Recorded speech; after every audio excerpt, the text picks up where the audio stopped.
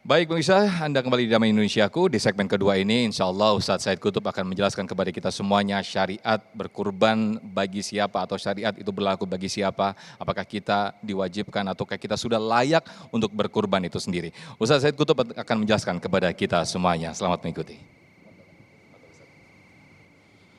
Bismillahirrahmanirrahim. Assalamualaikum warahmatullahi wabarakatuh. Alhamdulillah Rabbil Alamin. Asyhadu an la ilaha illallah wahdahu la syarika lah.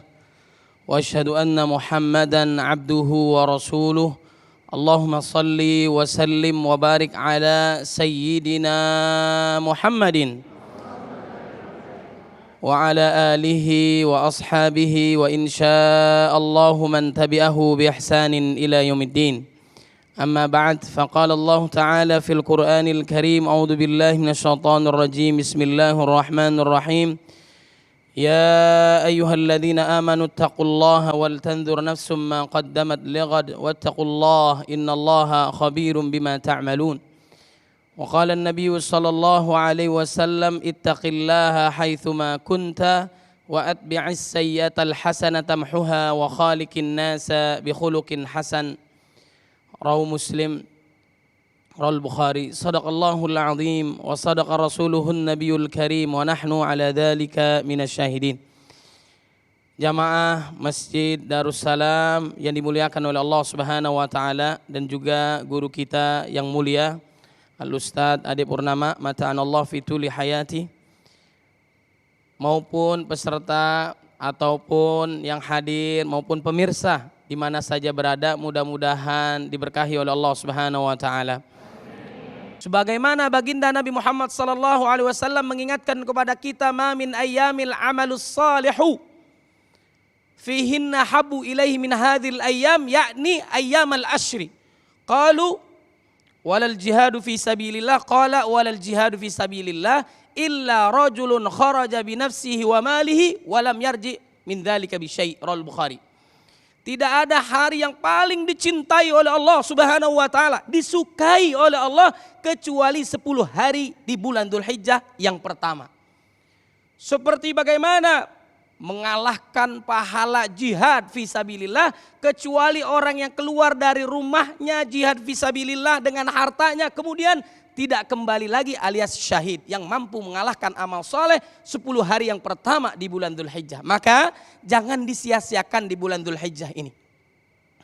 Bapak Ibu yang dimuliakan oleh Allah Subhanahu wa taala, makanya Allah Subhanahu wa taala memerintahkan kita untuk ibadah kurban.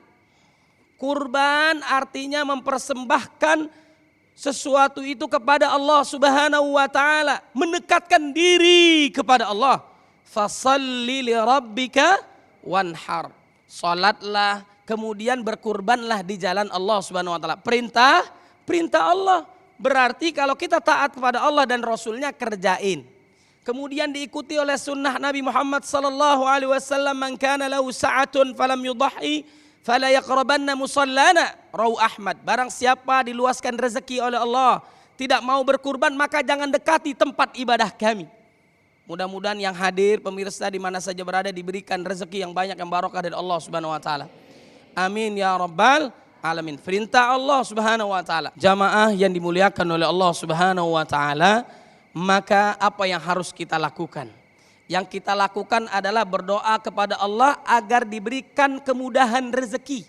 Pernah enggak kita berdoa agar Allah Subhanahu wa taala memperbanyak rezeki kita? Pernah enggak?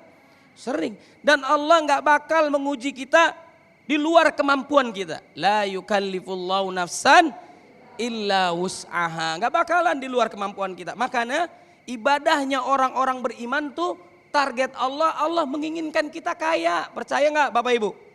Mudah-mudahan yang hadir di sini kaya semua. Amin. Tapi nggak cukup dengan amin saja. Harus ikhtiar ayah bunda, betul nggak? Kenapa? Ibadah haji perlu pengorbanan enggak? Perlu pengorbanan fisik, waktu, harta. Betul enggak Bu? Makanya harus berjuang, berdoa kepada Allah Subhanahu wa taala. Bahkan kita mendengarkan kisah luar biasa orang yang ke Masjidil Haram, Masjid Nabawi, haji umroh bukan orang yang kaya saja. Ada nggak orang yang biasa saja? Bahkan orang miskin ada nggak? Bahkan suami istri tukang beca dikumpulkan lama berpuluh-puluh tahun. Dia nabung dalam rangka menunaikan ibadah haji. Pengorbanannya luar biasa nggak? Luar biasa. Apalagi ibadah kurban.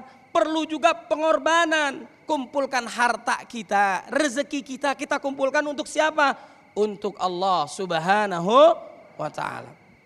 Jamaah yang dimuliakan oleh Allah Subhanahu wa ta'ala, Allah mengingatkan pula kepada kita, la yanalallaha luhumuha wala dima'uha walakin yanaluhu taqwa minkum.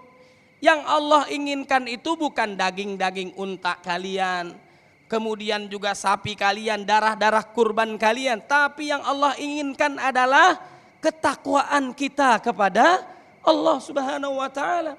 Harus kita korbankan harta kita yang sedikit-sedikit kita kumpulkan, lama-lama semakin hari semakin banyak. Allah melihat siapa yang berjuang, siapa yang sungguh-sungguh, pahalanya luar biasa Allah berikan kepada kita. Pahalanya Allah Subhanahu wa ta'ala memberikan, nanti sebagai gantinya adalah bulu-bulu binatang ternaknya yang kita korbankan untuk Allah Subhanahu wa ta'ala menjadi saksi di akhirat. Dan bahwasanya bagi mereka yang taat kepada Allah, yang beriman kepada Allah, mengikuti sunnah Nabi Muhammad SAW, mereka lah yang mendapatkan kebahagiaan, kemenangan dunia akhirat. Wallahu a'lam. Masya Allah, suatu pelengkap yang sangat luar biasa sekali apa yang disampaikan Ustazina Ustaz Said Qutub, bahwa kita diberikan kemampuan untuk berusaha, untuk berdoa dan juga berusaha untuk mengumpulkan sehingga kita diberikan kemampuan untuk berkurban. Seperti tadi yang disampaikan oleh Ustadz kita, Ustadz Adi Purnama, kita telah mendengarkan bersama-sama tentang bagaimana sejarah berkurban dan juga syariat-syariat termasuk juga tuntunan kita untuk berkurban. Insya Allah di segmen ketiga dan juga keempat nanti kita akan bahasnya lebih dalam di sesi dialog bersama-sama yang akan dijawab oleh guru-guru kita nanti. Tetaplah di Damai Indonesiaku.